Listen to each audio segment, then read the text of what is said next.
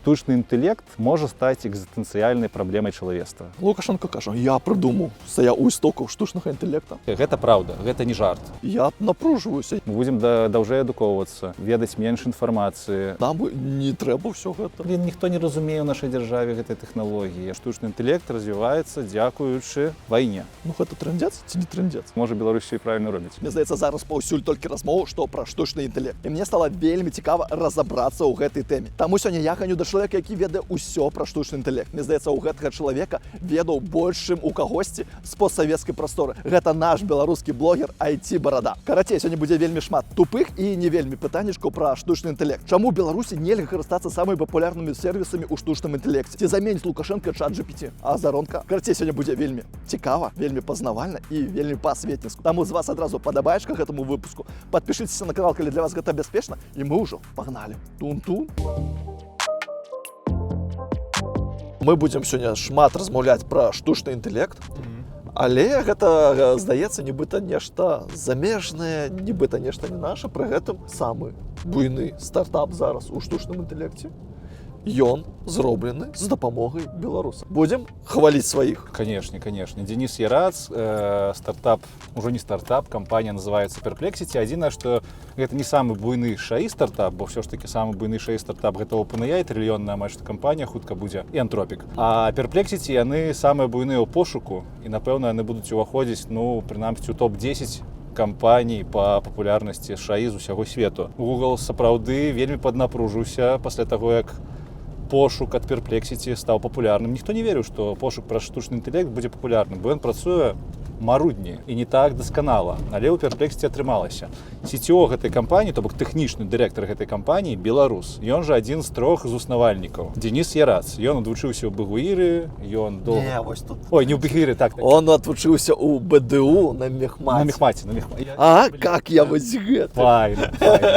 Таму вось, адзін з топовых стартапаў штучна-інтэлектуальных робіцца, уласнаручна беларусамі. Але гэта не самы яскравы прыклад, я б сказаў. Да ладно. Штучны інтэлект, ён базуецца на так званых large language models, вялікіх моўных мадэлях. Гэта нейрасеткі. І ў гэтых нейрасетак ёсць некалькі механізмаў асноўных, якія далі магчымасць гэтым нейрасеткам існаваць і існаваць сённяшняму штучнаму інтэлекту. Калі я кажу нейрасеткі, это лічыце, што тое ж самае, што штучны інтэлект. Дык вось, у гэтых нейрасетках, у гэтага штучнага інтэлекту ёсць механізм так званай увагі, як у чалавека. Ёсць пэўная колькасць інфармацыі, якую нейрасетка, штучны інтэлект можа атрымаць ва ўвазе і вельмі ўдала з гэтай інфармацыяй працаваць. Праз гэты механізм усё гэта вельмі добра працуе. І гэта адзін, напэўна, з 3 базавых механізмаў таго, як працуюць сучасныя штучныя інтэлекты. Дык вось гэты механізм увагі упершыню быў прапанаваны ў 13-м годзе навуковай групай з 3 чалавек, галоўным у якой быў беларус Зміцер Богданаў. Гэты хлопец, які навучаўся, дарэчы, у ліцэі БДУ са мною ў 1 годзе. Зміцер, вітанкі табе. Ён пасля ліцэя БДУ пераехаў ужо, напэўна, ў ЗША, я дакладнай гісторыі не ведаю. Ён працуе там навукоўцам, ён распрацоўвае шмат усялякіх цікавых прац пра тое, як павінны працаваць нейрасеткі. І менавіта ён са сваёй камандай паказаў, як можа працаваць гэтая ўвага. І ўжо пасля гэтага, ў 2017 годзе, адзін з сузаснавальнікаў кампаніі OpenAI, Ілья Суцкевер, зрабіў працу навуковую пад назвай «Attention is all you need». Увага, ўсё, што вам патрэбна. І ўсе ва свеце лічаць, што гэта першая праца, якая дала магчымасць існаванню штучнага інтэлекту, але чамусьці ніхто не кажа пра тое, што гэтая праца грунтавалася на працы 13-го года нашага беларуса Зміцера Богданова. Бачыш, і тут рускія ўсё стырылі. Дзе? Ты назваў 2 топовых беларусаў, каго яшчэ можна узгадаць у тым, што беларусы крутыя ў штучным інтэлекце? З папулярных імёнаў можна назваць Юрыя Мельнічка, ён робіць там біотэк, Яўген Неўгін і Сергей Ганчар, бо яны ў свой час зрабілі аплікацыю Маскарад, якая не выкарыстоўвала штучны інтэлект, бо тады такой не было маркетынгавага таго тэрміну вельмі папулярнага, але яны выкарыстоўвалі гэтай аплікацыі нейрасеткі для распазнавання твару, і можна сказаць, што цалкам гэта таксама пра штучны інтэлект. І гэта была першая яскравая кампанія, якая прадалася вялікай ужо кампаніяй, менавіта беларуская кампанія, якая Фейсбуку прадалася. І пасля гэтага яны рабілі шмат праектаў, яны рабілі Луна, гэта дапаможнік, таксама які выкарыстоўвае штучны інтэлект. Карацей, не сказаць, што яны менавіта вось беларусы, якія прасунулі штучны інтэлект, але я просто хачу ім рэспектнуць за тое, што яны як беларусы прасунулі брэнд беларускіх IT-стартапаў, айцішнікаў.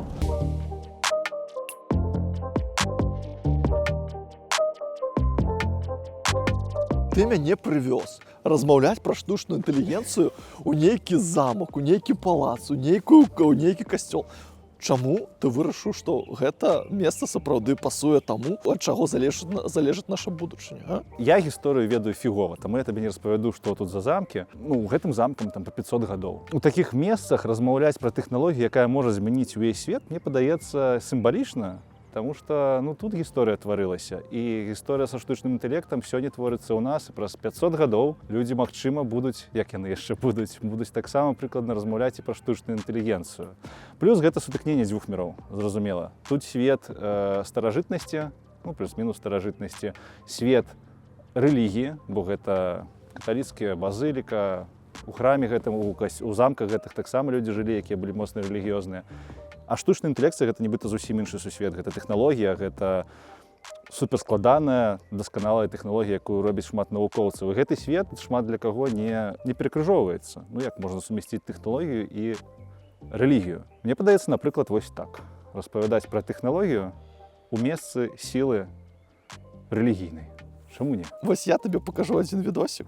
Адразу. Давай. Каб ты сказаў, што ты думаешь на гэты конт. Меня приглашают в Эмираты, они же там, наверное, знаешь, серьезно занимаются искусственным интеллектом. Если тебе надо помощь, пожалуйста, я могу это сделать, потому что, как ни странно, я стоял у истоков работы эмиратцев по искусственному интеллекту. И они меня просили, чтобы я помог им работать в Беларуси. Я говорю, да Господь с вами, приезжайте. Штучны інтэлект у арабскіх эміратах гэта даволі слабая тэхналогія, таму тое, што ён там хваліцца гэтым, нават што ён там бачыў, як гэта ўсё пачынаецца, гэта такое сабе. У арабскіх эміратах на сённяшні момант са штучнага інтэлекту толькі дата-цэнтры будуюцца, таму што арабскія эміраты маюць шмат грошай, каб будаваць такія здаравенныя штукі дарагія. Лукашенко кажа, я прыдумаў, стаяў у істокаў штучнага інтэлекта. І пры гэтым па даследаванням Оксфорда Беларусь займае апошняе месца ў Еўропе па гатоўнасці да таго, каб ужываць штучны інтэлект у дзейнасці дзяржавы. Гэта трындзец ці не трындзец? Хочацца адказаць, што, канешне, трындзец, але гэта такое спрэчнае пытанне на сённяшні момант. І гэтае даследаванне паказвае, наколькі ўжо ўжываецца штучны інтэлект у дзяржавах, наколькі дзяржава яго ўжо выкарыстоўвае. І Беларусь сапраўды на апошні месцы сярод еўрапейскіх краін. Хутчэй за ўсё праз тое, што кіраўніцтва краіны разумее, што штучны інтэлект — гэта тэхналогія, якую складана кантраляваць, складана рэгуляваць. Няма спецыялістаў у Беларусі, прынамсі, якія маглі б з гэтай тэхналогіяй нармальна працаваць. Пэўным чыне праз тое, што спецыялісты з'ехалі, але цалкам гэта вельмі складаная тэхнічная тэхналогія, таму там нават калі б ўсё ў нас было добра, было б там літаральна некалькі спецыялістаў. Складаная тэхналогія, дарагая тэхналогія. Каб яе там на 100% выкарыстоўваць, трэба зноў ж такі камп'ютары, на якіх гэта ўсё будзе запускацца, ці шмат грошай плаціць краінам, якія табе будуць гэтыя вылічальныя магутнасці надаваць. Нібыта ў адміністрацыі Беларусі ёсць шмат іншых кірункаў, куды гэтыя грошы можна патраціць. І таму на гэтую тэхналогію шмат хто глядзіць як на інвестыцыю. Вось мы зараз шмат грошай павінны выдаткаваць на гэта, і не факт, што гэтыя грошы павернуцца. Зразумела, што краіны з добра развітай эканомікай так рабіць могуць. Зразумела, што Беларусь нават з гэтага пункту гледжання так рабіць не можа. Той штучны інтэлект, які варты чагосьці, ён каштуе шмат грошай. І ён каштуе шмат высілак навуковых. Тое, што нам прапаноўвае, напрыклад, Расія, бо ў нас ідзе ж гэты вектар набліжэння з Расіяй, гэта цырк, гэта дзіцячы садочак.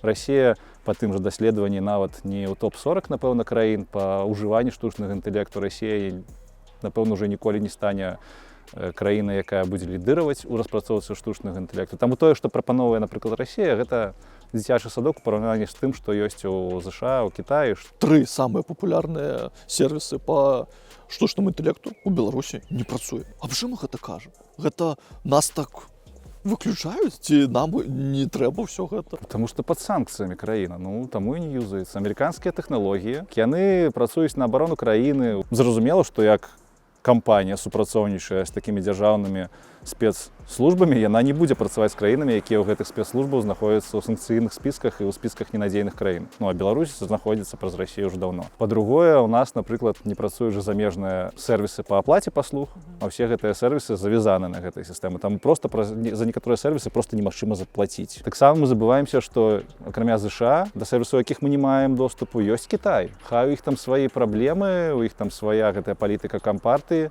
кітайскай, але яны вырабляюць таксама даволі класныя сервісы, якія не дацягваюць да амерыканскіх, але зусім крышачку. І іх можна выкарыстоўваць у Беларусі. Усё гэта не адкіне Беларусь у беларускія тэхналогіі беларусаў у развіцці. Мне здаецца, што ўсё ж такі, калі ты не можаш там юзаць тое, што юзае ўвесь свет ідзе наперад, а ты нібыта як мінімум стаіш на месцы. І у перспектыве вось гэтая санкцыйная гісторыя, яна пашкодзіць Беларусі? Ну, у плане штучнага інтэлекту, яго распаўсюджання і прыстасаванасці насельніцтва, канешне, гэта ўплывае вельмі негатыўна. З пункту гледжання ўжывання ў дзяржаўных сістэмах кожны месяц таго, што мы не маем доступ да гэтых перадавых сістэм, ён потым аукнецца гадамі. Вось у нас ёсць новая тэхналогія, якая змяняе падыход да спажывання інфармацыі, напрыклад. Гэта ChatGPT. Пэўны час тое ж самае было з мабільнымі тэлефонамі. Краіны былі Афрыкі, у якіх гэтая тэхналогія не прыйшла своечасова. І там, ну, адпаведна, людзі больш марудна атрымліваюць інфармацыю, не так вольна. Ёсць праблемы з адукацыяй. Адукацыя проста не такая паспяховая, не такая хуткая, як у краінах, у якіх усе гэтыя тэхналогіі з'яўляюцца. Тое ж самае і тут будзе. Мы будзем даўжэй адукоўвацца, мы будзем ведаць менш інфармацыі, мы будзем па-іншаму яе спажываць.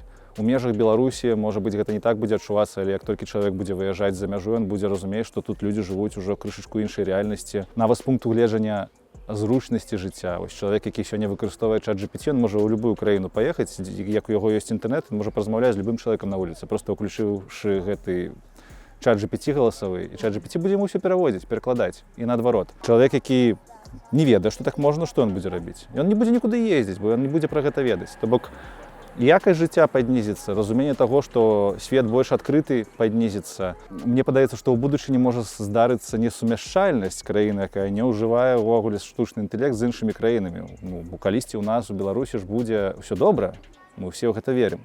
Вось каб не апынулася так, што калі ўсё будзе добра, і мы такія нарэшце еўразвяз, напрыклад, прывітанне, а еўразвяз такі, так у нас розеткі розныя. У вас китайская розеточка, у нас вилка европейская, мы уже не мержимся, мы уже не можем злучиться одно з одним. І треба буде витрачати шмат часу, і там систему інфармаційну в країні підняти, і едукацію змінити, і все ось гэта наладить, каб просто можна було з знешнім светом камунікаваць нормально. Гэта один пункт гледжання. Ёсць іншая думка. Я не вельмі яе вялікі прыхільнік, але яна мае месца быць. Штучны інтэлект можа стаць экзістэнцыяльнай праблемай чалавецтва. Гэта значыцца, што штучны інтэлект можа паўплываць на тое, выжыве чалавецтва ці не. Увогуле, у штучным інтэлекце ёсць такія два здаравенных лагеры буйных, ведаеш, як левая і правая калісьці. Тэхнааптымісты, якія вераць, што гэтая тэхналогія там зробіць нам толькі лепш, і ёсць тэхнадумеры. Гэта людзі, якія лічаць, што гэтая тэхналогія гэта экзістэнцыйная праблема і прывядзе да знішчэння чалавецтва. Не абавязкова па сцэнарыю Тэрмінатара, але нейкім іншым чынам. З гэтага пункту гледжання нібыта краіны, у якіх штучны інтэлект прытармажваецца ў развіцці, будуць больш бяспечнымі для людзей. Бо як гэты штучны інтэлект ці сам стане гвалтаўніком і захоча з намі штосьці зрабіць, ну гэта ўжо такая больш фантастыка, ці што больш імаверна чалавек, які-небудзь завалодае гэтай тэхналогіяй, будзе насоджваць свой мірапогляд, то у нас такога не будзе, у нас застанецца ўсё. А можа уже не застанецца. Адзін чалавек без штучнага інтэлекта, з якім будзе змагацца прасцей, чым з чалавекам, у якога ёсць ось такі моцны інструмент уплыву на грамадства. Таму з гэтага пункту гледжання нібыта, можа быць, у Беларусі добра будзе. З гэтага пункту гледжання ў Еўропе хтосьці лічыць, што добра, таму што ў Еўропе ёсць заканадаўства, якое абмяжоўвае вельмі моцна штучны інтэлект, называецца AI-акт. Яно накіравана на этычнае выкарыстанне штучнага інтэлекту. Праз гэта да Еўропы тэхналогіі даходзяць з такой затрымкай пазней на месяц, некалькі месяцаў, чым яно з'яўляецца ў ЗША, напрыклад. І хтосьці лічыць, што ну гэта класна, бо як штучны інтэлект звар'яцее, то ўсе паедуць у Еўропу і будуць тут жыць нармальна, бо тут нібыта пакуль што няма такога ўплыву штучнага інтэлекту. Ну і тым больш у Беларусь. Таму з гэтага пункту гледжання можа Беларусь і правільна робіць. Адносіны США з Беларусю становяцца лепш, палец зняволеных выпускаюць, знімуцца санкцыі, І пойдзе до нас яішка? Нейкая дакладна пойдзе, але да нас пойдзе тая яішка, якая прыходзіць да ўсіх краін. Чаму гэта важна? ШАІ на сённяшні момант гэта палітычны інструмент уплыву на грамадства і на насельніцтва цалкам. ЗША яго так выкарыстоўвае, Кітай яго так выкарыстоўвае. Прычым не толькі на ўзроўні ўздзеяння на сваё грамадства, а з пункту гледжання ўздзеяння на ўвесь свет. Асабліва ў ЗША гэта бачна, і яна накідвае ашыйнік на ўвесь свет па штучным інтэлекце. Як гэта выглядае? У ЗША ёсць 3 падзелы на краіны, якім яны даюць доступ да свайго штучнага інтэлекта. Там іншыя падзелы былі так, але у іх ёсць краіна ЗША, якая атрымлівае доступ да ўсіх тэхналогій адразу. У першую чаргу гэты доступ атрымлівае Міністэрства абароны Ну так, абароны і Пентагон. Потым у іх ёсць краіны, з якімі яны сябруюць. Ізраіль, гэта большая частка Еўропы, далёка не ўся. Гэта Канада. Гэтым краінам яны даюць доступ да тэхналогій, а яшчэ ў штучным інтэлекце сёння, што ў штучным інтэлекце сёння важна, гэта доступ да тэхналогіі і доступ да вылічальных магутнасцяў, каб гэтую тэхналогію запускаць. Дык вось краінам-сябрам яны выдаюць і тое, у той меры, у якой патрэбна. Ёсць краіны, да якіх яны ставяцца нейтральна. Напрыклад, Польшча ўваходзіць у такія краіны. Для такіх краін ёсць лімітаваная колькасць вылічальных магутнасцяў на год. І гэта сапраўды ўжо палітычны інструмент. Паслы ЗША прыязджаюць, напрыклад, там на сустрэчы з пасламі ў такіх краін і кажуць: ведаеце, мы вам там, давайте вы такія-то заканадаўствы, умоўна кажучы, прымеце, а мы вам дадзім доступ да дата-цэнтру на год. Літаральна так і працуе. То бок і ўжо адчуваецца ашыйнічык такі. І ёсць краіны, з якімі ЗША не сябруе. Такім краінам яна не выдае ні тэхналогіі, не выдае ні вылічальных магутнасцяў. Хутчэй за ўсё, Беларусь, як здымуць санкцыі, будзе недзе ў 4-й зоне, калі гэта і не краіна-сябар, і не краіна нейтральная. Ну, проста будзем гэтай краіне па астатачнаму гэтаму астаткаваму прынцыпу выдаваць тое, што ў нас застаецца па тэхналогіям, то бок доступ да чата GPT, ну, плаціць можаце, забірайце. Але калі вам патрэбныя магутнасці, каб гэта ўсё выкарыстоўваць ужо на дзяржаўным узроўні, на ўзроўні прамысловасці, камерцыйным, то, прабачце, давайте вось там закупайце ў Расіі, у Кітаю сваіх сяброў, мы вам не дадзім, таму што нам самім не хапае, яшчэ сябрам сваім раздаць трэба. Вось такая штука.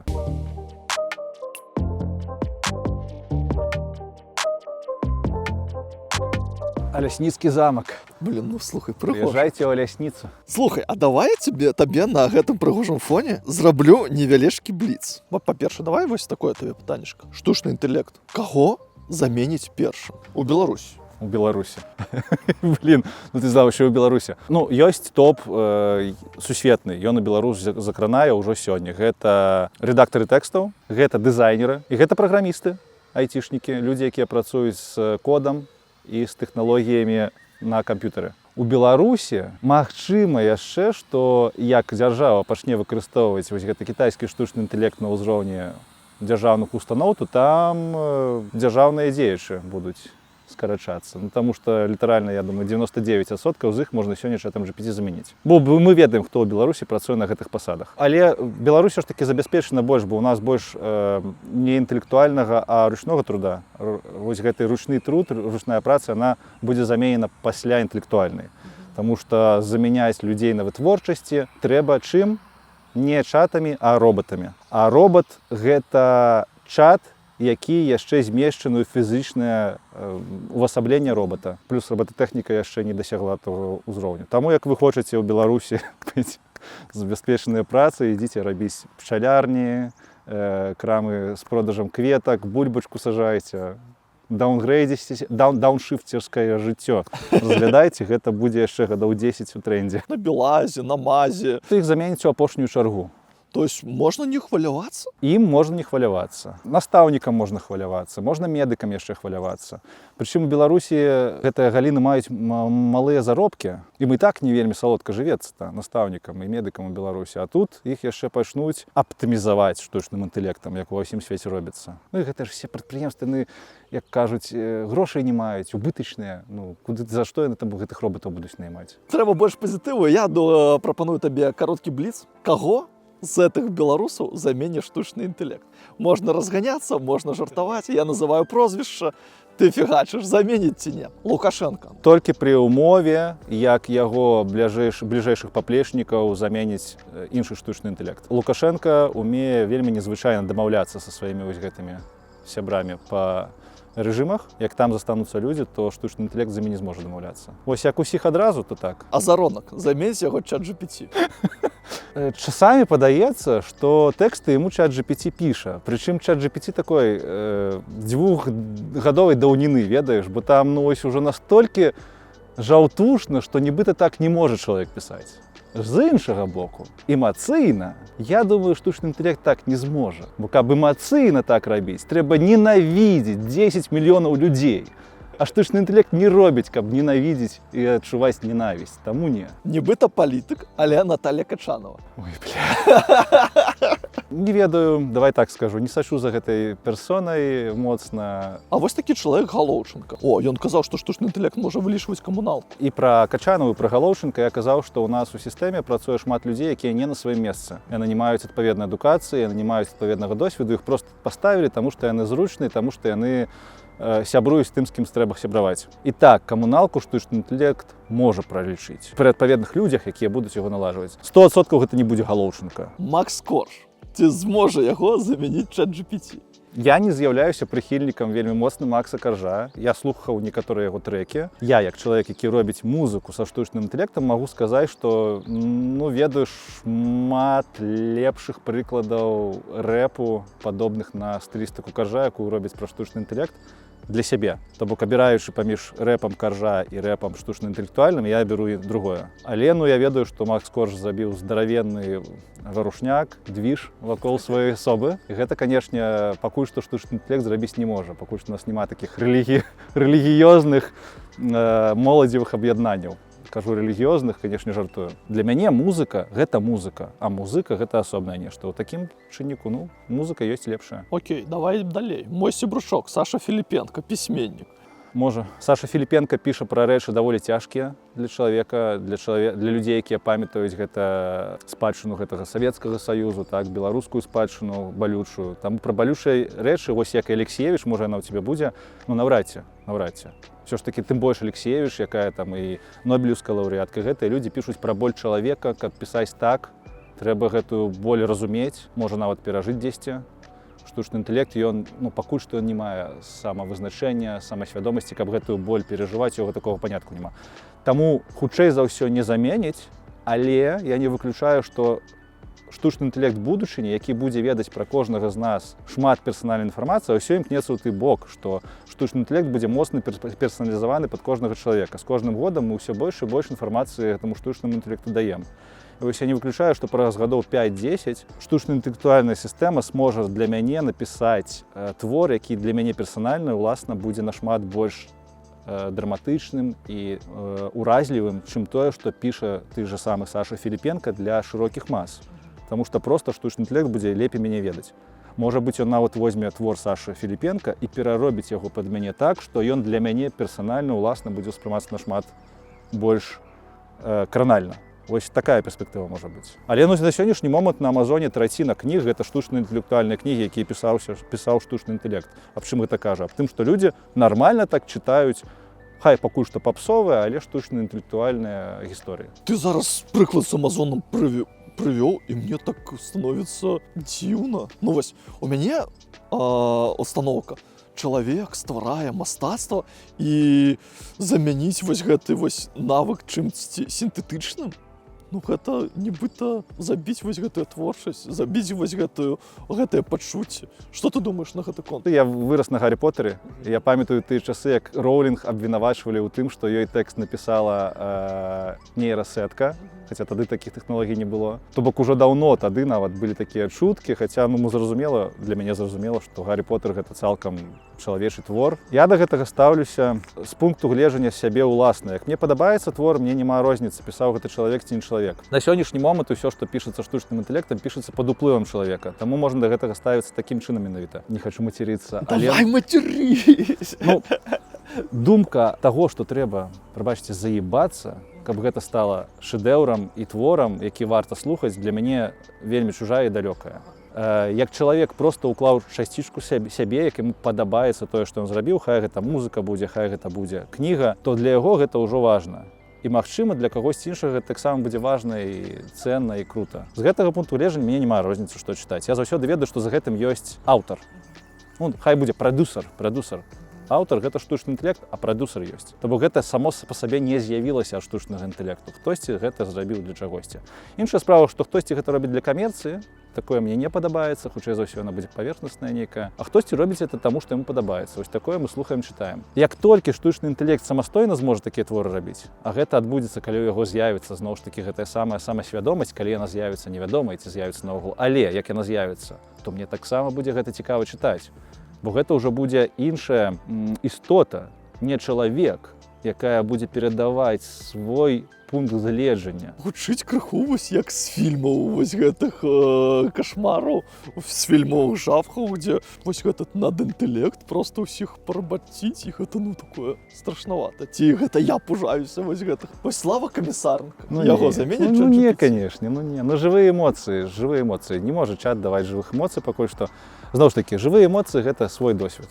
Это ты свой досвед трансфармуеш і падаеш яго так, каб гэты досвед быў зразумелы шырокаму колу людзей. У штучнага інтэлекту няма ўласнага досведу. І таму творчасці, якая будзе закранаць гэтыя душэўныя нашыя струны, яе там не можа пакуль што ўзнікнуць. Блін, я закруціў... Карацей, не, ну які Слава Камісаренко, ну што ты? Комікі, станавіцеся ўсе комікамі, будзе во! Хвілінка стопу. Пакуль вы, як і я, афігіваеце ад таго, як штучны інтэлект змяняе свет, я распавяду вам пра сваіх сябрушкоў з трыбунаком, якія з дапамогай штучнага інтэлекту змяняюць у лепшы бок найлепшы беларускамоўны спартыўны дадатак пра спорт. Каб зрабіць найлепшы спартовы дадатак, яны ўжываюць тэхналогію Captain AI. Гэта спроба з улікам вялікай базы дадзеных спрагназаваць, хто пераможа ў канкрэтнай гульні. З дапамогай гэтага ж AI-механізма аналізуецца шмат паказчыкаў, і па выніках даецца верагоднасць перамогі ў адсотках. Напрыклад, перад чэмпіянатам свету увесь свет сачыў, ці паедзе на турнір Неймар. Captain AI аналізаваў нават гэтую навіну і рэакцыю бразільцаў на яе. І цяпер верагоднасць перамогі бразільцаў над Марока ацэньваецца ў 59%. Ну гэта ж вельмі цікава, так? Але таксама цікава, што ў момант, калі вы глядзіце гэты відос, у бразільцаў можа нешта здарыцца, і тады лічба можа змяніцца. І гэта вельмі крута, а асабліва для тых, хто робіць стаўкі. Таму хутчэй спампоўвайце мабільны дадатак трыбунаком, каб атрымаць яшчэ больш цікавостак і яшчэ больш асалоды ад чэмпіянату свету. Але калі вы знаходзіцеся ў Беларусі, то абавязкова помніце пра сваю бяспеку. Ну а мы пагналі далей, бо Лёха распавёў там яшчэ вельмі шмат цікавага. Наперад! Ты во Вроцлаве живешь, я в Варшаве, у нас в Варшаве робот бегает, Эдвард? Як его Эдвард? Так, Эдвард. Кого можа ганяць, што можа рабіць робот у Беларусі? Ганяць гэтых БЧБшнікаў, ну што ён там яшчэ можа рабіць з дубінкай? Ну памятаеш гэты відарыс там, дзе бягуць гэтыя з дубінкамі? Вось там роботаў гэтых пастаў. Сапраўды? Заганяць БЧБшнікаў? Не, ну гэта я жартую, проста, але ў гэтым ёсць пэўная праўда, таму што ўсіх гэтых роботаў зараз вырабляюць, канешне, для абаронных мэтаў і для мэтаў атакі. Ва ўкраіне зараз выкарыстоўваюцца дроны з пэўнымі часткамі штучна-інтэлектуальных сістэм. Кітай паказвае раі робасабак, то бок робасабакі, якія могуць стадам такім бегаць і самастойна выконваць баявыя нейкія аперацыі. А роботы падобныя да чалавека, іх называюць антрапаморфнымі, у тым ліку Эдвард. Публічна кажа, што іх робяць для таго, каб на вытворчасці людзям дапамагаць, напрыклад, там цягаць гэтыя цяжкія важкія нейкія рэчы, стаяць за станкамі, то бок гэта прыйдзе на мас, напрыклад, праз гадоў 10. Але ўсё ж такі гэта яшчэ і вайсковая гісторыя. Яны даволі зручныя, каб замяняць людзей. На сённяшні момант яны яшчэ дарагія, але як толькі яны стануць таннейшымі, чым навучыць і абмундзіраваць салдата, а гэта кошты, ну, такія, тыпу, дзесяткі тысяч даляраў. Сённяшнія роботы, вось гэты Эдвард, які бегае па Польшы, ён хоць і сціплы ў функцыянале, але ён каштуе 6000 даляраў. То бок яму дай аўтамат, ён можа, ну, насамрэч, большую частку расійскіх гэтых салдацікаў замяніць. Вайсковае прымяненне і прымяненне ў камерцыі, ў прыватнасці на заводах. Вось два прымянення гэтых роботаў. Абірайце, што Беларусі больш патрэбна. Я спадзяюся, што другі варыянт гэта выкарыстанне на заводах. На вайне ва ўкраіне можам мы пабачыць ужо не толькі беспілотнікі, замест там гэтых карейцаў і гэтых далей. Гуманоідаў наўрад ці, сабак так. Сабакі, якія будуць бегаць з пулемётамі, ездзіць на колах з пулемётамі. Захоп Тайваню ў перспектыве 5 гадоў сабакамі, рабасабакамі цалкам імаверна. Іран зараз як бамбіў, ён жа сказаў, што для нас афіцыйнай ваеннай мэтай з'яўляецца разбамбіць дата-цэнтры. Дата-цэнтры гэта здаравенныя памяшканні з тысячамі кампоў, якія працуюць на тое, каб штучны інтэлект працаваў амерыканскі. І Іран сказаў, што мы будзем гэтыя штукі бамбіць, таму што мы разумеем, што яны выкарыстоўваюцца у тым ліку супраць нас. А США сапраўды выкарыстоўвае зараз не пра робатаў нават размова. Яны выкарыстоўваюць чат GPT для планавання аперацый, для дапамогі ў вырашэннях, нават для прыняцця рашэнняў аб тым ліквідаваць ці не. Канешне, пра гэта афішаваць не будуць, але ўсё да гэтага ідзе. Гэтыя сістэмы могуць шмат інфармацыі улічваць і за літаральна секунды даваць табе хуценькую справаздачу аб тым, што трэба рабіць. А ты проста як падпалкоўнік, генерал, гэта хутка чытаеш і ціснеш кнопку атакаваць. Гэта ўжо працуе. А ў Беларусі, калі хрэнін можа так сядзець і нажимаць, ну, умоўна хрэнін. Ну, у Беларусі няма такіх гэтых тэхналогій пакуль што. І Беларусь навошта Беларусь? Беларусь жа Ізраіль не атакуе, так? Ну, пакуль што. Як і любая тэхналогія, вельмі магутная, штучны інтэлект развіваецца дзякуючы, на жаль, вайне. Так было з атамнай энергетыкай, тое ж самае было з ракетабудаўніцтвам. Зараз мы вось на месяц за Артэмісам 2 паляцелі што? Таму што мы такія добрыя, ці таму што фау трэба было запускаць? Тое ж самае са штучным інтэлектам. Проста з ракетамі адразу было зразумела, што гэта ваенная тэхналогія. Яны адразу распрацоўваліся як ваенная тэхналогія, а са штучным інтэлектам атрымалася крыху наадварот. Все думалі, што гэта нейкія жарцікі, а вось прайшло там 5-10 гадоў, і ўжо штучны інтэлект выкарыстоўваецца і ў ваенных мэтах. Але каб дадаць пазітыву, ёсць вялікая супольнасць людзей, якія робяць адкрыты штучны інтэлект. І гэты адкрыты штучны інтэлект могуць выкарыстоўваць усе, хто заўгодна, хто больш-менш разумее ў ім. Любыя краіны, любыя людзі. І гэты адкрыты штучны інтэлект па сваіх магутнасцях амаль што дасягае закрыты штучны інтэлект, які выкарыстоўваецца там Пентагонам і кітайскай камуністычнай партыяй.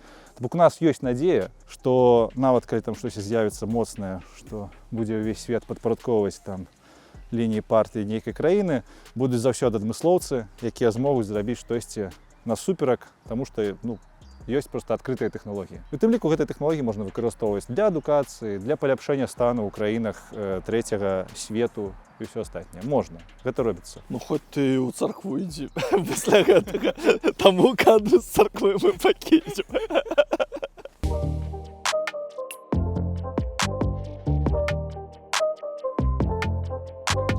Я паглядзеў выпуск, галоўны эфір. Вось мне цікава, вось гэтае дасягненне на сапраўды дасягненне, ці гэта фігня нейкая? Становитесь, смотрите в камеру. Так, я так понимаю, надо... Очки лучше снимаем сюда. Очки снимаем. Да. Ура! И можете наиграть. Так, что видно, исходя Как из этого? видите, мы посмотрели, у вас энергии очень много. Все хорошо, вы сегодня бодрячком. бля? У вас реакция зрачка очень динамичная. И это показывает наша нейросеть, определяет и говорит о том, что у вас хорошее состояние. Цалкам магчыма. Ну, то бок, у нас быў, напэўна, і ёсць стартап нашага беларуса Ярослава Лихачевскага, дарэчы, называецца DeepD, дзе яны па воку з дапамогай штучнага інтэлекту маглі знайсці шматлікія хваробы, пра якія проста так нельга даведацца. Як гэта працуе? Проста нейрасеткі навучаюць, нейрасеткі, я кажу нейрасеткі, мы маем на ўвазе штучны інтэлект. Вось гэты штучны інтэлект можна навучыць на мільёнах выяў, напрыклад, твайго вока, і гэты штучны інтэлект потым можа самастойна знайсці нейкія сувязі, якія звычайны чалавек ніколі ў жыцці не знойдзе, бо проста не мае доступу да такой інфармацыі, да такой велічальнай магутнасці. І таму цалкам імаверна, што штучны інтэлект навучылі на тое, каб па воку разумець стан чалавека. Ці праўда гэта дакладна ці не, трэба глядзець навуковыя працы, яны ўсе ёсць у адкрытым доступе, трэба проста пашукаць, ці ёсць такія працы, дзе вось нейрасетку навучылі выяўляць актыўнасць чалавека па воку. Але цалкам, магчыма, так. Дарэчы, у гэтым вялікая праблема зараз штучнага інтэлекту, бо яго намагаюцца ўпіхнуць паўсюль, проста каб там былі гэтыя дзве літаркі ШАІ, бо за іх грошы плоцяць. А вось як гэта практычна прымяняць, часцяком не думаюць. Таму у нас атрымліваюцца такія кампаніі, якія заносяць шмат грошай, таму што там ёсць гэтыя две літаркі, а потым інвестары такія, а што далей? А хлопцы, дзяўчаты, якія яго зрабілі, такія, не ведаем, все, мы з'ехалі ў іншую краіну, дзякуй за грошыкі, да пабачэння. Ужыванне ў медыцыне штучнага інтэлекта. Ну, мне здаецца, там вялікі крок у гэтым напрамку зроблены. І, адчуванне, што хуценька ўжо будзе шмат у медыцыне зроблена, каб падоўжыць жыццё, напрыклад. Давай так, там ёсць 4 накіравання. Давай. Пра адное мы ўжо размаўлялі, гэта звычайная дапамога звычайным тэрапеўтам. То бок у цябе ёсць здаравенная база дадзеных, якая табе яшчэ сама можа адказваць, база даных, якая яшчэ сама можа глядзець на вынікі аналізаў тваіх пацыентаў, і табе проста як тэрапеўту трэба будзе прыняць адказнасць на сябе і вырашыць там ці раіць вось гэты курс лекавання ці не, які штучны інтэлект. То бок гэта база. Ну, я чуў, што зараз, што мы амаль апошняе пакаленне, якое вось будзе хадзіць да такіх тэрапеўтаў класічных. Вось у Беларусі можа быць і не. Там ёсць шэраг перашкод. Па-першае, лічбавізацыя нашых спраў медычных. У нас у Беларусі з гэтым все вельмі дрэнна. Яна як і ёсць лічбавыя карткі, як і ёсць, то яны ў кожнай клініцы там нейкія свае, няма агульнай сістэмы. Напрыклад, як у Польшчы. У Польшчы тут па свайму нумару, песель ён у Польшчы называецца, ты можаш праглядзець усе лекі, якія ты набываў за ўвесь час знаходжання ў Польшчы, усе візіты да доктара, усе свае дыягназы, ўсё там ёсць. Таму ў Польшчы гэта можа спрацаваць. Лічбавізацыя павінна быць усіх спраў. Па-другое, давайте не выключаць, што мы не ведаем, а што праз 30 гадоў будзе з энергетыкай, бо такія, усе гэтыя сістэмы, яны патрабуюць вылічальных магутнасцей у свету. Як у вёсцы нейкай трансфарматарная будка зламалася і няма святла, дык што мы будзем паміраць? Мы павінны як чалавецтва пераступіць, перакрочыць пра што? Нейкім чынам, пакуль што не зразумела якім, гэта адказнасць. Тэрапеўт у фінальным варыянце патрэбен, каб адказнасць прымаць. Тэрапеўт, палкоўнік, які націскае гэтую чырвоная кнопка, адказнасць. То бок на сённяшні момант, як сетка табе паставіць неправільны дыягназ, пытанне ў тым, а хто за неправільны дыягназ будзе адказны. У мяне адчуванне, што сам чалавек. То есть ты пайшоў, даверуўся, все, давай, сам вінаваты. А хтосьці табе скажа, што вырабнік з нейрасеткі. Вось гэты чалавек, які атрымаў праз гэта неправільны дыягназ, ён не будзе казаць, што ён вінаваты. Ён, канешне, скажа, што гэта мне ChatGPT нейкую лухту параіў, таму давайце судзіцца з OpenAI кампаніяй. Але так яно не працуе. Тут заканадаўства пакуль не прыйшло. І наогул людзі, асабліва заканадаўчыя, гэта чыноўнікі, яны баяцца прэцэдэнтаў адказнасці нейрасеткі. Бо гэта нібыта нейрасетцы надае нейкую аб'ектыўнасць, так, хаця там няма нічога такого аб'ектыўнага, там няма свядомасці, гэта не актар грамадзянскі. Можа, будуць проста тэрапеўты, якія будуць ціснуць кнопку ОК, ім будуць плаціць вялікія заробкі, але яны будуць як у казіно, ведаеш, нічога не ведаюць, не так націснулі кнопку ОК, селі на 20 гадоў. Але як 10 раз ты нажаў правільна кнопку ОК і 10 людзей вылікаваў, то вось у цябе ўсё добра з заробкам. Это я жартую, конечно. Отказность. Ладно, идем далее. Одной из самых популярных стала вот эта локация. И даже не из-за бесплатного попкорна. Здесь показывают мультфильмы, созданные с помощью искусственного интеллекта. Первая премьера уже через месяц, буквально к новогодним каникулам. Называется она «Беловежская пуща». Фрагменты вы видите сейчас на экране. Но в работе сразу еще несколько лент. Это норм ці стром? Вось такой мультик. Я поглядел, прикольно, чё. Як для мяне, смешарики, так. Цалкам я нічога дрэннага не бачу у кіно, якое штучным інтэлектам генеруецца. Зноў ж такі, праз тое, што я казаў пра музыку і творчасць, там заўсёды ёсць чалавек, які гэта ўсё збірае ў нешта адно, прадюсер.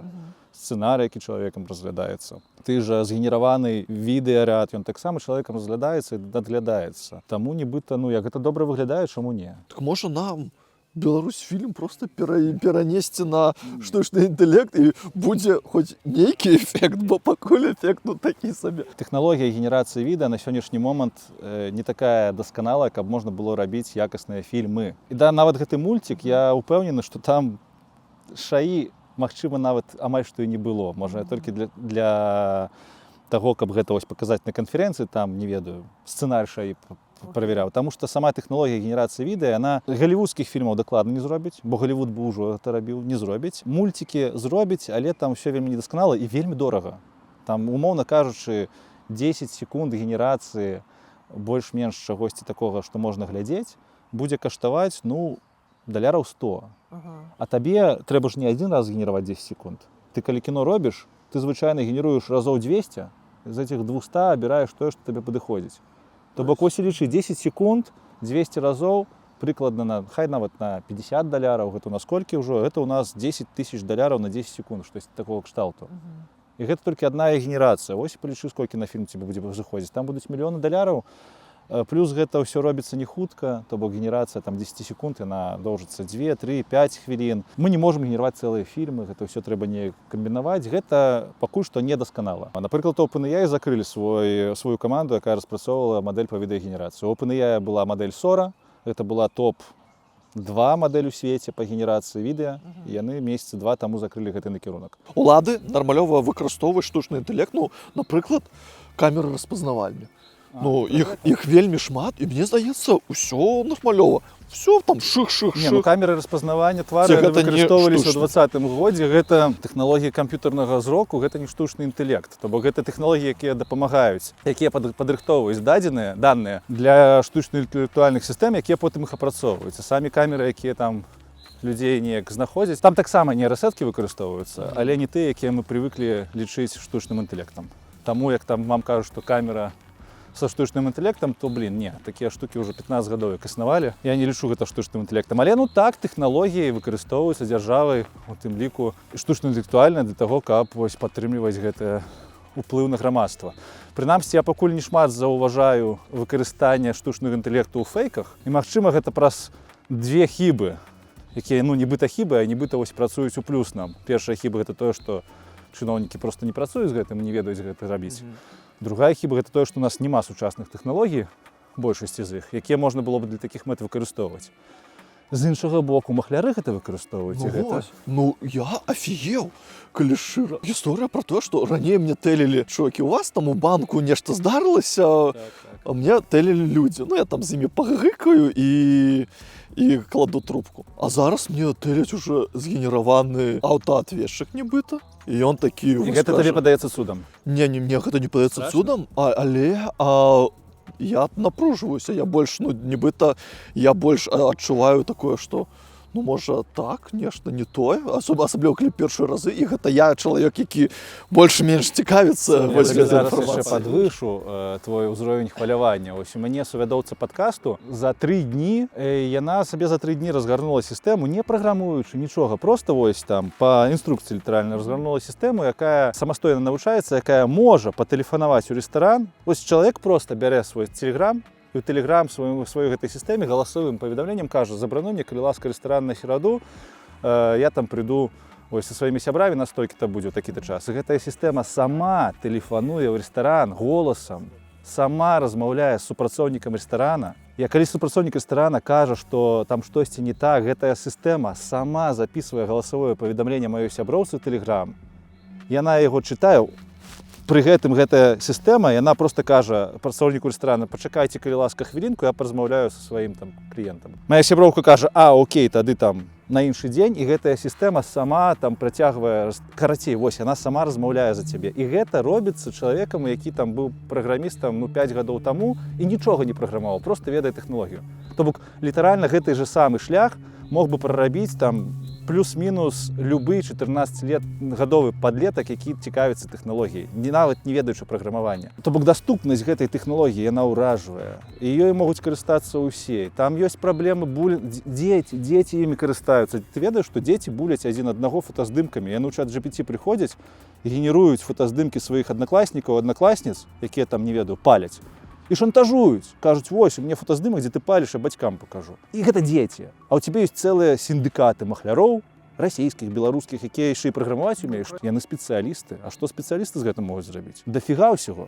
Дафігішча. У нас жа ёсць гэты аддзел К, напэўна, ў Беларусі яшчэ, які займаецца там гэтымі кібер. Ну так. Ну вось чым яны займаюцца?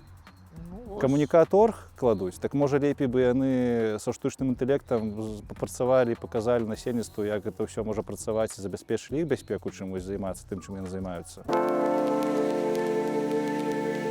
А навошта табе гэты праект Сецівір? У нас сягоння купала то-то-то, я дзеўка агонь клала то-то-то. Ты нават на музыкі мог бы нармальна зарабляць. Вон у Беларусі $25 ўжо зарабіў. Гэта так. А ў Беларусі ты бачыў, што прадаюць? Не. Згенераваныя штучным інтэлектам, ёсць база. Сур'ёзна? Ёсць база. Паглядзі апошні выпуск Чарнухі. На сайце кампаніі можна знайсці цэлы каталог згенераванай штучным інтэлектам музыкі, якую прадаюць за нішто сабе грошы. Вось зацаніце трэк. Я не ебу шлюх і не дружу з баром.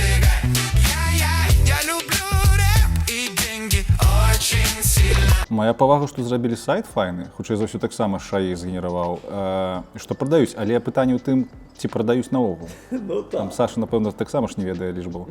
Але тое, што прадаецца, ну, што сказаць, беларуская эстрада папулярная, скажем так. Саладуха і вось все гэтыя, ну, яны спяваюць ніжэй за сярэдні ўравень таго, што ёсць на Суна, вось і ўсё. Таму, можа быць, гэта нават ідэя працуе для якіх-небудзь дзяржаўных праграм, што я маю на ўвазе па дзяржаўнымі праграмамі. Штучна згенераваная музыка на сённяшні момант аўтарскім правам ніяк амаль што не падпарадковваецца. Калі ты генеруеш музыку праз Суну і маеш падпіску, ты можаш гэтую музыку выкарыстоўваць у Ютубе, выкладваць яе на музычныя пляцоўкі. Я выкарыстоўваю музыку, напрыклад, в нашым падкасці, фонавую музыку штучным інтэлектам згенераваная, то бок ёсць шмат прымяненняў, дзе не трэба плаціць шмат грошай музыкам. Можа быць, з гэтага пункту гледжання такая пляцоўка і можа існаваць, але ну там трэкі звычайныя людзі пяюць. Я не ведаю, хто гэта будзе набываць. Які-небудзь тамада на вяселле, фіг его ведае. А, можа, Саладуха набывае, потым перапівае пад плюс, штосьці такое. А ўвогуле ёсць адчуванне, што хуценька штучная музыка, створаная штучным інтэлектам, будзе вось запаўняць усе споцікі і гэтак далей. У сэнсе ўвогуле яна ўжо гэта робіць. Статыстыкі крышачку. На сённяшні момант праз Суна, гэта самы галоўны сервіс па генерацыі музыкі пра штучны інтэлект. За 2 тыдні генеруецца музыкі роўна столькі ж, сколькі было на Spotify да таго, як пачала рабіцца штучная інтэлектуальная музыка. То бок вось 2 гады таму на ўсім Spotify было столькі музыкі, колькі сёння Суна генеруе за 2 тыдні. Палова з гэтай генерацыі, хутчэй за ўсё добрай якасці. У Суна амаль што вельмі маленькі адсотак дрэнных генерацый. Са 100 песень 99 будуць слухацца нармальна, без артефактаў. У мінулым годзе быў пэўны скандал нават, бо некалькі месяцаў топ-1 чарта ў Амерыкі займаў штучны інтэлектуальны гурт. Ніхто пра гэта не ведаў. Музычныя лэйбы, пакуль што не вельмі вялікія, гэта не Sony, але больш малыя музычныя лэйбы, заключаюць дамовы з аўтарамі на Суна на $мільёны. З аўтарамі на Суна. Топ-10 каналаў на Ютубе па колькасці падпісантаў на канец мінулага года уключалі 2 каналы, на якіх была проста звычайная згенераваная музыка Суна. На колькі адсоткаў штучнага інтэлекта у песні «Бацька у нас крутой»? Бацька у нас крутой, в мире один он такой. Gemini піша, гэты трек не змяшчае лічбавых вадзяных знакаў Google AI, таму інструменты ад Google да яго стварэння дакладна не датычныя. Што тычыцца выкарыстання іншых генератыўных сістэм кшталту Суна, вызначыць дакладна тэхнічны адсотак праз аналіз файлаў немагчыма. Аднак, калі ацэньваць паводле музычнай структуры характэрных артефактаў у вакале агульнага стрыгу гучання, гэта кампазіцыя з вельмі высокай верагоднасцю, імавернасцю, згенеравана штучным інтэлектам цалкам на ўсе 100%. Што?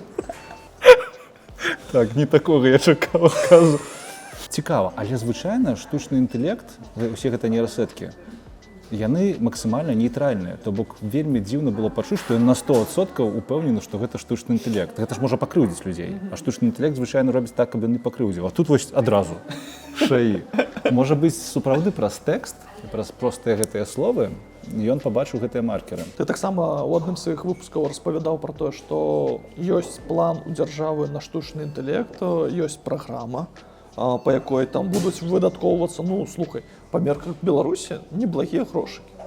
Яны вельмі маленькія, дакладныя лічбы не памятаю, я памятаю, якую выпуску распавядаў. 250, по-моему, мільёнаў. Гэтых грошай не хопіць, каб арендаваць вылічальныя магутнасці, каб навучыць адзін раз сетку, якая будзе працаваць прыблізна як кітайскі аналаг адкрыты, які можна забраць. Да колькі трэба грошай? Ну, гэта сотні мільёнаў даляраў на адзін працэс навучання, які цягнецца тыднямі, а гэтыя сеткі навучаюць там кожны месяц на новых дадзеных. Гэта невыгадна камерцыйна, то бок, каб рабіць перадавую навуку, гэтых грошай недастаткова. Плюс там было напісана, што гэтыя грошы яны будуць нібыта размяркоўвацца паміж стартапамі, нейкімі кампаніямі, каб распачаць бізнес, напэўна, гэтага хопіць. Але гэта дакладна не тыя грошы, якія могуць вывесці Беларусь там у топ свету па выкарыстанню штучнага інтэлекту. Для разумення, OpenAI кампанія сёння каштуе $1 трыльён.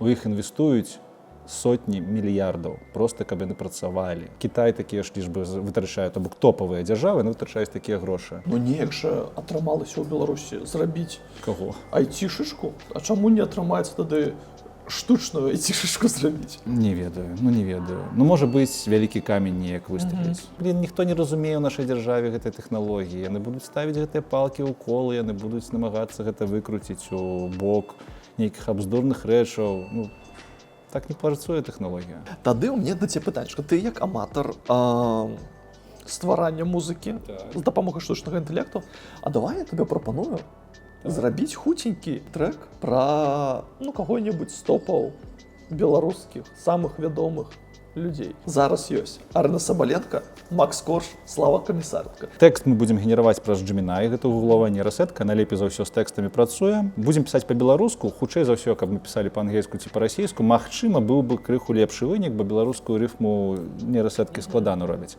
З пункту гледжання інфармацыі нейрасетка павінна на любой мове выдаваць плюс-мінус адно і тое ж. Добра, Арына Сабаленко. Арына Сабаленко, сяброўка Лукашенко.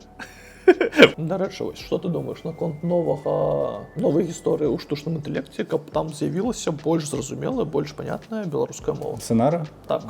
Вельмі файны праект, які робіцца беларускімі навукоўцамі, адмыслоўцамі. Гэта недзяржаўны праект. Раю ўсім далучыцца, таму што праз іх праект сапраўды штучны інтэлект можа лепей разумець менавіта беларускі кантэкст, не толькі беларускую мову, хаця яны збіраюць і беларускамоўныя дадзеныя, каб беларускую мову палепшыць. Беларуская мова маленькая по корпусу на фоне астатніх моваў. Таму вельмі важна ствараць контент на беларускай мове і даваць гэта у навучальную базу дадзеных для штучнага інтэлекту. Вось Сонара гэтым займаецца. Плюс яны шукаюць прамыя кантакты з вытворцамі штучнага інтэлекту, з OpenAI, Антропікам, каб паразмаўляць з імі і зрабіць, каб беларускую мову і беларускую культуру лепей разумелі гэта нейрасеткі. Гэта вялікая праца. У нармальных умовах гэтым павінны займацца Акадэміі навук і дзяржава. Наша дзяржава гэтым не займаецца, таму вялікі дзякуй гэтым ребятам, дзяўчатам, хто гэта робіць. Ну што, запускаю? Давай. Нейкі блатняк, не? Балканскі панк-рок. Децибели, як трактор у полі, так гучно не здоліє співати ніхто более. І кричить яна так, що дрижить стадіон. Здається, що у корт приземлився дракон. Арина, могутний удар. Дівчина з характером, тенісний дар. Сябровка вусатага з імпілача. Кричить Промінення. Я тобі хочу сказати, що ось гэта, сапраўды, узроўень беларускай эстрады. Саладуха побач не стаяў. Я бачу, вось як гэту песню могуць увогуле спяваць вось. Не, сапраўды, як пару там некалькі гадзін патраціць, каб крышачку там гэты тэкст прыбраць, усё. Ну, в сэнсе не прыбраць, а перарабіць. Ну так. Сума каштуе таксама $10 на месяц. Вось ты траціш $20 на месяц і можаш быць саладухам. Ну, дакладней, ты можаш быць саладухам, траціць $20 на месяц і больш не плаціць аўтарам тэкстаў. Я, конечно, жартую, но просто ўзровень тэкстаў саладухі, каб хто нічога не казаў, ён адпаведна нават ніжэйшы. Колькі ты траціш на выдаткоўваеш кожны месяц на падпіскі, што ж ты? Ну, я не паказальны варыянт, таму што я ж тэстую ўсё гэта, таму мне там можа на месяц выходзіць і па $500, але яно вар'іруецца. Я для праграмавання шмат грошай вытрачаю. Ну, таму недзе вось некалькі сотень $. Але тут зноў ж такі для праграмавання, напрыклад, мае знаёмыя, якія працуюць праграмістамі 8 гадзін на тыдзень, на дзень, прабач, яны могуць і па $1000 выдаткоўваць на месяц на штучны інтэлект, але гэтыя грошы адбіваюцца, бо штучны інтэлект добра праграмуе. Цікава. То бок, як грошы адбіваюцца, можна больш. Але зараз базавыя выдаткі гэта некалькі падпісак. Сярэднестатыстычны чалавек, які цікавіцца, некалькі падпісак набывае. Адна падпіска ў сярэднім каштуе $20. То бок вось $40 на месяц на штучны інтэлект гэта вось ніжняя база. На твой погляд, аватары, якія зроблены з дапамогай штучнага інтэлекта, гэта норм ці стром? Вось рабіць вось гэтыя галаграмы і гэтак далей. Я, напрыклад, раблю аватараў, калі мне трэба зрабіць відэа на ангельскай мове. Бо моя ангельская мова не такая дасканалая, як той узровень, які выдае на сённяшні момант штучны інтэлект. Ну вось колькі гэта каштуе? Галоўны сервіс па стварэнню аватараў гэта Хайген. На сённяшні момант $30 каштуе падпіска, каб можна было генераваць паўгадзіны відэа на месяц. Нібыта гэта дорага, але для караценькіх ролікаў гэта не шмат. Плюс ты можаш проста заплаціць дадатковых грошыкаў і генераваць больш доўгія відосы. То бок перакладаць нашы інтэрв'ю выпускі гэта будзе дорага, але рабіць які-небудзь прамацыйныя камерцыйныя ролікі, калі ты ў кампаніі працуеш, табе трэба рабіць гэтыя ролікі, то для кампаніі гэта недорага, гэта пытанне там сотачкі даляраў на месяц. Калі памёр Мікіта Мелказёраў, у каментах пісалі, так давайте зробім штучным інтэлектам, каб вось нам ён рабіў там загляне сонца, маліну і гэтак далей. І у мяне такое этычнае пытанне, вось чалавека няма, ці можна вось гэта ўсё рабіць. То есть, Ты, конечно, не умеешь задать я просто, калі шчыра, я вось вельмі шмат думаў на гэты конт, калі да цябе ехаў, бо пытанне складанае, і вось, і калі вось гэта я прачытаў, я думаю, людзі, вы што там, з глузду з'ехалі, чалавека няма, і ўсё, трэба неяк жыць далей, і рабіць вось штучны шыі аватар, гэта такое для родных, гэта ж просто... Так, табе з пункту гледжання этыкі ці тэхналогіі? Давай і першае, і другое. З пункту гледжання з этыкі. Мне здаецца, што гэта З пункту гледжання этыкі, як чалавек пры жыцці недаўна гэта згоду, гэта неэтычна, я ставлюся да гэтага так. Нават калі там сваякі далі дазвол, я думаю, што ўсё ж такі гэта павінна быць вырашэнне не сваякоў, а менавіта чалавека. Вось нават давай тады гэты выпадак у Кітаі зрабілі шыі аватар для маці, якая згубіла сына, і вось ён нібыта з ёй размаўляе. Там гэта больш медыцынская была тэма. Там справа ў тым, што маці хварэла, і яе не хацелі траўмаваць праз тое, што яе сын памёр, яна хварэла на псіхалагічнае захворванне і хварэе. І сваякі, напэўна, я ўжо не памятаю дакладна, вырашылі зрабіць аватара, каб маці з ім размаўляла і не ведала, што сын памёр, бо каб яна даведалася, хутчэй за ўсё, праз эмацыянальную траўму, яна б таксама памерла. Таму гэта этычнае пытанне складанае, але тут нібыта стаіць чыннікам з гэтым коштам жыццё гэтай жанчыны. Плюс жанчына ўсё ж такі псіхалагічна хворая была, там такой якасці аватар, што мы з табой бы адрознілі, што гэта аватар, а яна ўжо не адрознівала. Яна вельмі пры такім сталым узросце была ўжо прыхільным.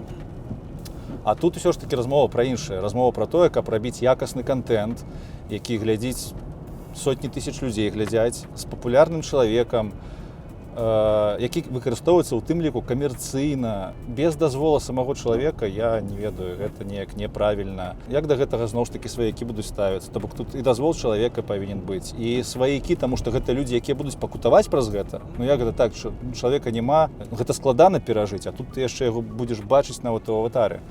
Ёсць тут яшчэ іншае меркаванне, гэта ўжо зусім будучыня. На сённяшні момант мы аддаем нейрасеткам шмат інфармацыі пра сябе.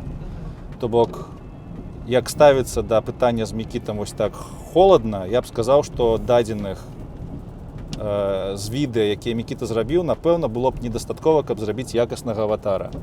Я не заклікаю, але тэхналагічна можна было б зрабіць, але не якасна. Все ідзе да таго, што мы будзем зараз все больш дадзеных пра сябе аддаваць, і дзесьці, можа, праз гадоў 5-10 гэтых дадзеных ужо назапасіцца пра нас столькі, што можна тэарэтычна будзе навучыць нейрасетку на дадзеных аднаго чалавека. Але трэба там гадамі аддаваць свае дадзеныя ў соцсетках, у відэа. Тады, магчыма, з'явяцца сервісы, якія будуць нам прапаноўваць генераваць нашых аватараў з нашага пагаднення. Гэта той бок, дарэчы, ты накірунак, куды мета рухаецца, і Цукерберг вельмі хоча зрабіць свайго клона. Але там мэта не ў тым, каб зрабіць клона, які будзе проста там людзей падтрымліваць і людзі змогуць размаўляць. Там гэта ўжо трансгуманізм, які даволі слізкая сцежка, але людзі думаюць, што яны такім чынам змогуць алічбаваць сябе і працягнуць жыццё. Як там адбудзецца вось гэты пераход ад таго, што ты паміраеш, да таго, што ты ўжо лічбавы аватар створаны праз шыі, пра гэта ніхто не думае. Але, канешне, людзі, такія як Цукерберг, яны мараць зрабіць свайго клона, які, магчыма, стане імі самімі ў лічбавай прасторы. Складаная такая думка, фантастычная капец, але, вось, людзі пра гэта думаюць. А людзі, якіх падтрымліваюць грашыма, яны думаюць пра камерцыю. Ці дрэнна будзе, калі Цукерберг раптоўна, можа так стацца, што памре, і тут хоба ёсць аватар. Шаі, который далей працягвае працаваць, который там размаўляе з супрацоўнікамі, дае інтэрв'ю і ўсё астатняе. То бок з гэтага пункту гледжання, так як кампанія Мета вельмі падвязана на асобу Цукерберга, праз ягоны клон, магчыма, кампанія Мета пражыве даўжэй без Цукерберга, таму што будзе гэты клон. То бок тут ёсць і камерцыйны чыннік некаторы. Негатыўныя моманты, яны звязаныя, з экзістэнцыйнымі пытаннямі, і гэта ўсё перакрывае. Як бы нам сказалі, што штучны інтэлект застанецца на тым жа ўзроўню, што цяпер, Дакладна, 100%. Я б наогул не размаўляў ні пра этыку, ні пра праблемы вынішчэння чалавецтва і ўсяго астатняга, бо штучны інтэлект на сённяшні момант такое не можа зрабіць. Але я ведаю, што тэхналогія яшчэ будзе развівацца, усе імкнуцца зрабіць гэтую тэхналогію супермагутнай, гэта ідэя фікс. І вось у гэтай парадыгме мне страшна, таму што няма лімітаў гэтай тэхналогіі нібыта. Грошы туды ўсоўваюцца, паталка ніхто гэтага столі гэтай не бачыць. І мы намагаемся зрабіць сістэму, мы літаральна намагаемся зрабіць новы від жыцця на планеце, як бы гэта не гучала. Аб гэтым не толькі я кажу, аб гэтым кажуць там нобелеўскія лаўрэаты. Джефрі Хінтон, чалавек, які атрымаў Нобелеўку па штучным інтэлекце, ён атрымаў прэмію Алана Тьюрінга, вельмі файны дзядзька, зрабіў кучу даследаванняў у гэтым накірунку. Ён кажа, што, даражэнькія, мы баімся, што да нас іншаземцы прыляцяць, але мы ствараем іншаземца тут, цяпер, і не звяртаем на гэта ўвагі. Для нас гэта інструмент. І вось гэтыя пытанні, яны не даюць мне забыцца на тое, што, мінусы таксама існуюць. Тым больш некаторыя мінусы ўжо відавочныя. Людзі закохваюцца ў гэтай сістэме. Што з гэтым рабіць? Гэта ж ужо сёння праблема. Што з гэтым рабіць? Напэўна, там ужо псіхолагі павінны неяк працаваць, неяк адукацыя павінна працаваць. Но мы пра гэта не думаем. Вось таму ёсць плюсы, ёсць мінусы. Як вы ведаеце, на што гэтая тэхналогія здольная, як вы сочыце за ёй, то вы можаце спакойна даволі карыстацца толькі плюсамі, ведаць пра мінусы і не падпадаць пад іх уплыў. Але калі вы не ведаеце гэтай тэхналогіі, ніколі не карысталіся, то хутчэй за ўсё вы калісьці трапіце пад негатыўны ўплыў, не пабачыце, канешне, плюсаў, бо не карысталіся, і будзеце думаць, што гэтая тэхналогія ад д'ябла. Вось так. Слухай, гэта топ.